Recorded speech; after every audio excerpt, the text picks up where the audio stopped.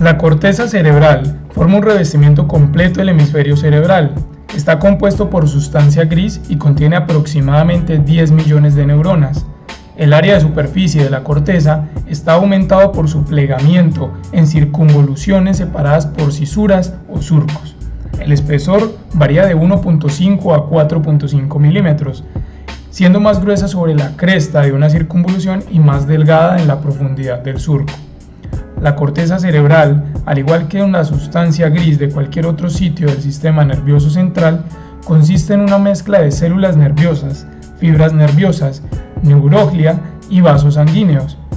Es por demás la parte más desarrollada del cerebro y es responsable de pensar, percibir, producir y entender el lenguaje. La mayor parte del procesamiento de la información ocurre en el córtex.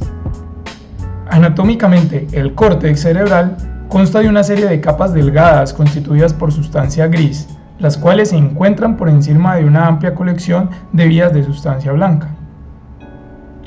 La primera capa es la capa molecular o plexiforme. Es la capa más externa y arrugada, compuesta principalmente por terminaciones nerviosas que se originan en otras zonas del encéfalo, células horizontales y neuroglia.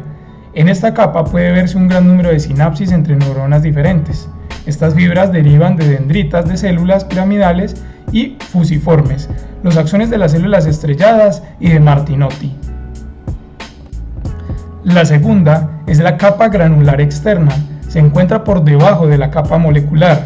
Contiene un gran número de pequeñas células piramidales y estrelladas. Las dendritas de las células de la capa granular externa terminan en la capa molecular y los axones entran hacia capas más profundas de la corteza cerebral.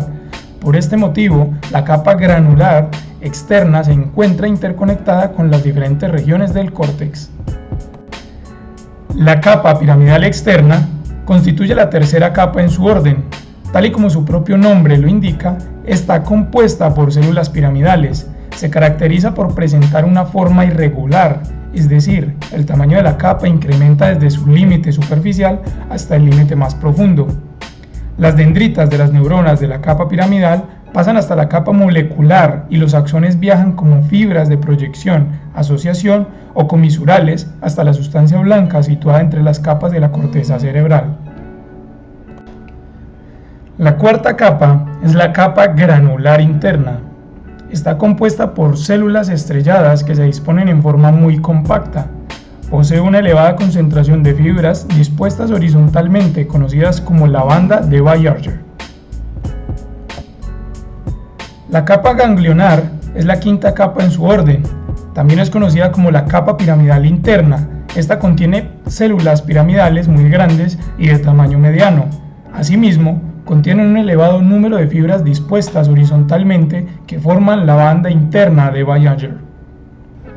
La capa multiforme, también conocida como capa de células polimórficas, es la sexta capa y contiene básicamente células fusiformes. Asimismo, contiene células piramidales modificadas que contienen un cuerpo celular triangular u ovoide.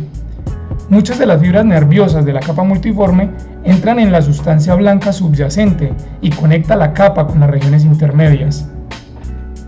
El córtex, en el caso de los seres humanos, es el componente anatómico del cerebro más reciente en términos evolutivos. Todas las estructuras subcorticales, ubicadas en las partes internas y no visibles del cerebro, poseen mayor tiempo de permanencia en nuestra especie. No obstante, el hecho de que sean las partes más antiguas no significa que sean menos útiles con relación a la neocorteza, sino por el contrario, todas las regiones subcorticales son las responsables de la vida anímica y emocional de cada uno de nosotros. Básicamente, en la corteza cerebral podemos localizar 7 tipos básicos de neuronas, los cuales son neuronas horizontales de Cajal-Retzius, neuronas piramidales, neuronas espinosas, neuronas de doble Bouquet, neuronas de von Economo, neuronas bipenachadas, neuronas en candelabro.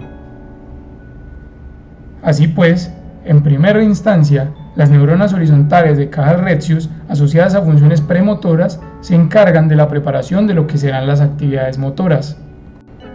En segunda instancia, están las neuronas piramidales, reguladoras de los movimientos voluntarios del sistema musculoesquelético. En tercer lugar, nos encontramos con las neuronas espinosas, que forman aproximadamente el 94% de las células estriatales. Su tarea principal es la de inhibir y excitar los diversos centros de regulación comportamental y emocional. En cuarto lugar, aparecen las neuronas de doble buquet, que se ocupan de regular las funciones glutamatérgicas y controlan la mayor parte de actividades conscientes o de vigilia en el ser humano.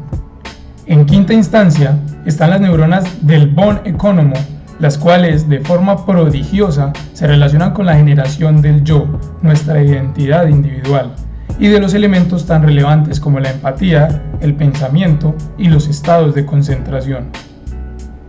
En sexto lugar, observamos las neuronas bipenachadas. Estas tienen como meta principal la regulación de diversas funciones cognitivas y ejecutivas indispensables para nuestra cultura y sociedad. Y por último, apreciamos las neuronas en candelabro, las cuales son fundamentalmente interneuronas, encargadas de la inhibición de estímulos. Si se dañasen, producirían afectaciones tales como la epilepsia e incluso la esquizofrenia. La corteza cerebral, para hacerlo más sencillo de comprender, ha sido dividida en grandes zonas denominadas lóbulos cerebrales. Estos son el lóbulo frontal, el lóbulo temporal, el lóbulo parietal y el lóbulo occipital. Cada lóbulo cerebral ejerce funciones relacionadas entre sí. El lóbulo frontal, ubicado en la parte anterior del cerebro, tiene su parte más anterior en la corteza prefrontal. Coloquialmente podríamos decir que es lo que está detrás de lo que llamamos normalmente frente. Este realiza las denominadas funciones ejecutivas o cognitivas superiores, como apreciar las consecuencias de nuestras acciones, elaborar pensamientos, planificación de acciones y aquellas funciones cerebrales superiores que nos permiten controlar nuestra conducta. Es la parte del cerebro más evolucionada. El lóbulo parietal, ubicado detrás del frontal, contiene la llamada corteza somatosensorial primaria, que nos permite sentir cuando nos tocan, percibir el dolor, la temperatura y etc. Es decir, recibe la información de nuestros sentidos. En su parte posterior hay áreas dedicadas a interpretar lo sentido y a interpretar lo visto.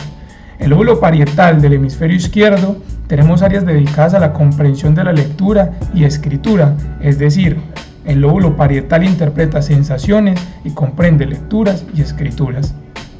El lóbulo occipital es el más posterior, está dedicado enteramente a la visión. Lo que vemos se percibe no en los ojos, sino gracias a la actividad de este lóbulo. El lóbulo temporal contiene la corteza auditiva primaria que capta los sonidos. En el lóbulo temporal izquierdo está localizada el área de Wernicke, que se dedica a la comprensión del lenguaje. Hay un área temporal dedicada a la habilidad de reconocer caras inclusive, es decir, que lo que escuchamos y comprendemos del lenguaje y el reconocimiento de personas es procesada en esta área.